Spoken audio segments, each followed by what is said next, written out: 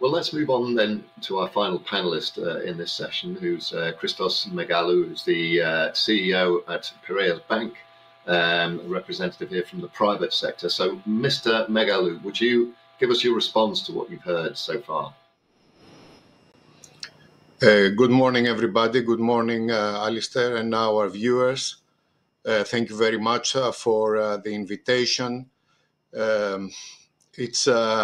It's very interesting to see that for the very first time, the EU created a common counter-cyclical fiscal mechanism that will prevent a symmetric universal shock as the COVID-19 pandemic, who has hit the world over, to be translated into an asymmetric recession, which can push the European economies further apart.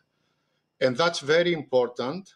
And if we take Greece as an example, Greece, with the 32 billion that will be coming from the EU funding over the next 5 to 7 years, will allow Greece to achieve growth rates north of 3% in the medium term, and over the next 7 years, 1.5 to 2% more than what was going to be achieved in normality. So essentially what we have for an economy like Greece that had a significant investment gap is to fill the investment gap so that Greece can return to sustainable growth. The magnitude of the effort is significant. In total, if we take everything into account with the structural funds and common agricultural policy and the national development program, this all amounts to about 80 billion, which is going to provide a significant boost. We're talking about 40% of the Greek GDP. All very important for the next few years for Greece. The sectors are extremely agile and useful, particularly for the Greek economy. So we are talking about green, we're talking about digital, we're talking about upskilling employee skills, we're talking about infrastructure, we're talking about the agribusiness. All of it are very much in the Greece playbook, and the envelope is huge by any standards. Now, what can financial institutions do in that regard?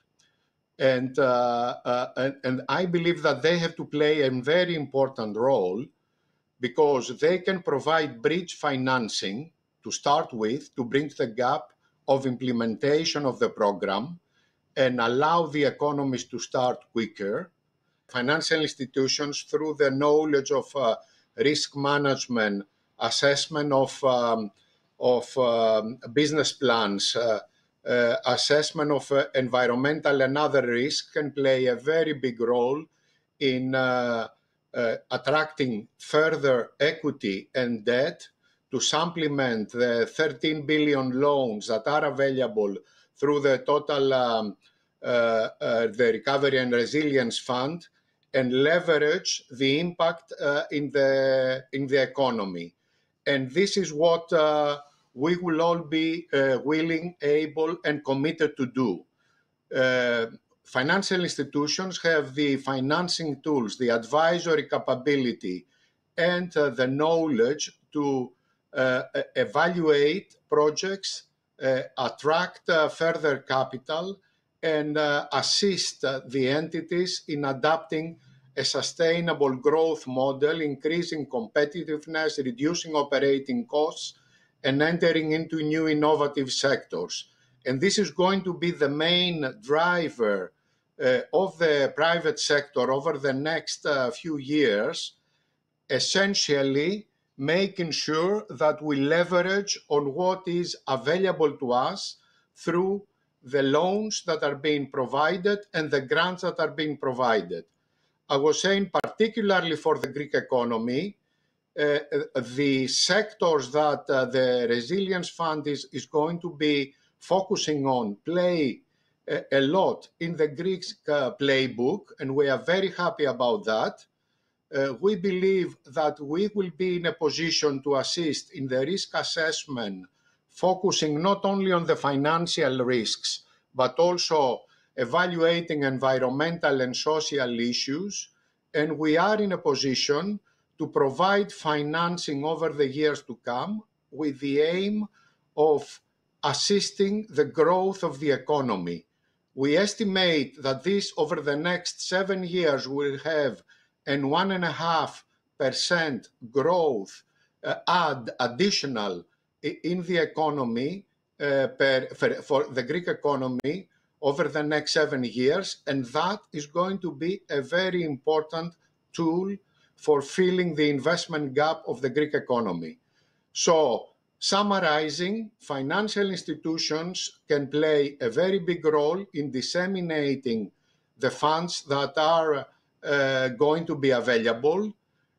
Given the risk management required, this is extremely important for all the stakeholders, and we are very willing to play that role in disseminating those funds in the economy and assisting the growth in the European economy. Thank you.